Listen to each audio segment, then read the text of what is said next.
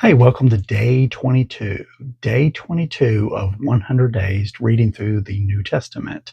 Today we're reading chapters 7 and 8 in the book of Mark. So it's Mark 7 and 8.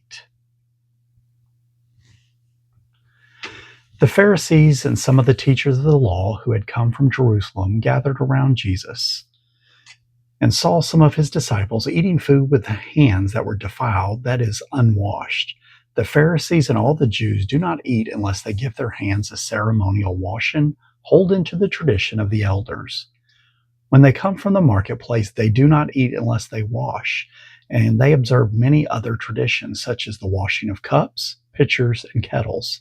So the Pharisees and teachers of the law asked Jesus, "Why don't your disciples live according to the tradition of elders instead of eating their food with defiled hands?"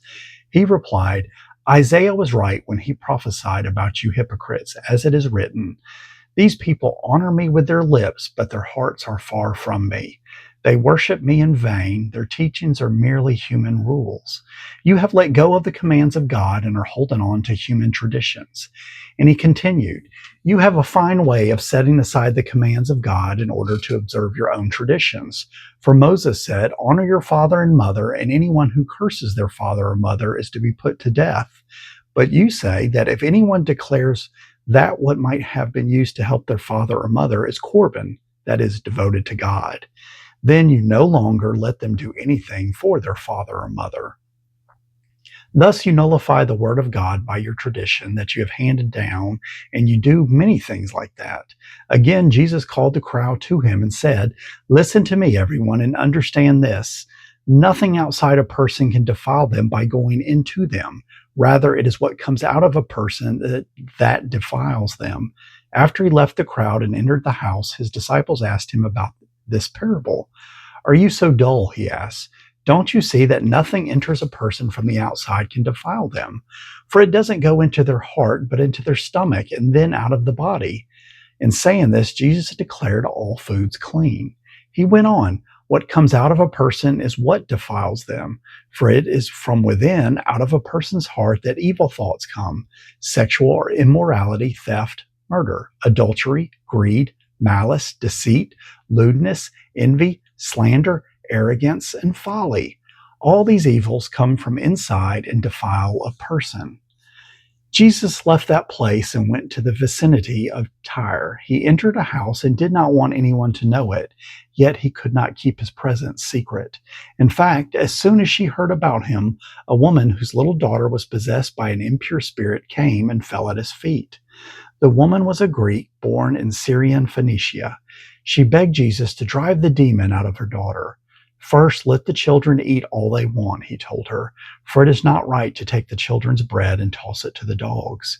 "Lord," she replied, "even the dogs under the table eat the children's crumbs." Then he told her, "For such a reply you may go. The demon has left your daughter." She went home and found her child laying on the bed and the demon gone. Then Jesus left the vicinity of Tyre and went through Sidon, down to the Sea of Galilee, and into the region of the Decapolis. There some people brought to him a man who was deaf and could hardly talk, and they begged Jesus to place his hand on them. After he took him aside, away from the crowd, Jesus put his fingers into the man's ears.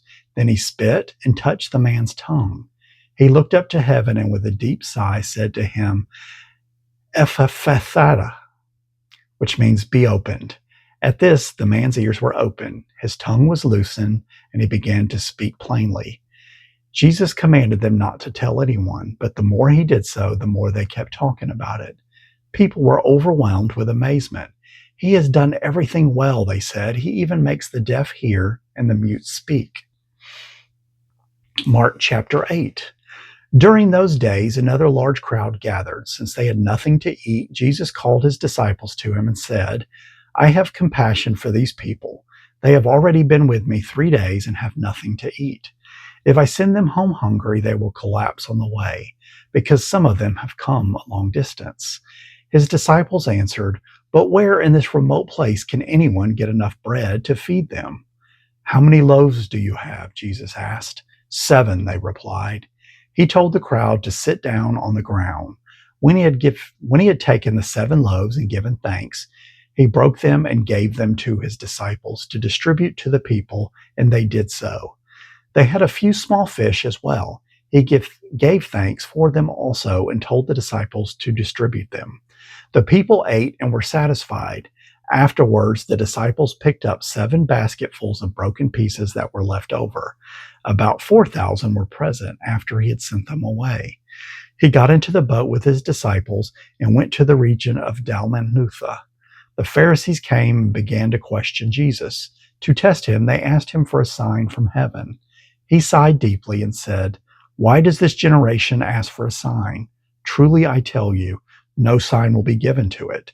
Then he left them, got back into the boat, and crossed to the other side. The disciples had forgotten to bring bread except for 1 loaf they had with them in the boat. "Be careful," Jesus warned them. "Watch out for the yeast of the Pharisees and that of Herod." They discussed this with one another and said, "It is because we have no bread." Aware of their discussion, Jesus asked them, "Why are you talking about having no bread? Do you still not see or understand? Are your hearts hardened? Do you have eyes but fail to see and ears but fail to hear? And don't you remember? When I broke the 5 loaves for the 5,000, how many basketfuls of pieces did you pick up?" 12, they replied. "And when I broke the 7 loaves for the 4,000, how many basketfuls of pieces did you pick up?" They answered, 7. He said to them, "Do you still not understand?" They came to Bethsaida, and some people brought a blind man and begged Jesus to touch him. He took the blind man by the hand and led him outside the village. When he had spit on the man's eyes and put his hands on him, Jesus asked, "Do you see anything?" He looked up and said, "I see people. They look like trees walking around." Once more, Jesus put his hands on the man's eyes. Then his eyes were open, his sight was restored, and he saw everything clearly. Jesus sent him home, saying, "Don't even go into the village." Jesus and his disciples went on to the villages around Caesarea Philippi. On the way, he asked them, "Who do people say that I am?" They replied, "Some say John the Baptist, others say Elijah, and still others, one of the prophets." "But what about you?" he asked. "Who do you say I am?" Peter answered, "You are the Messiah."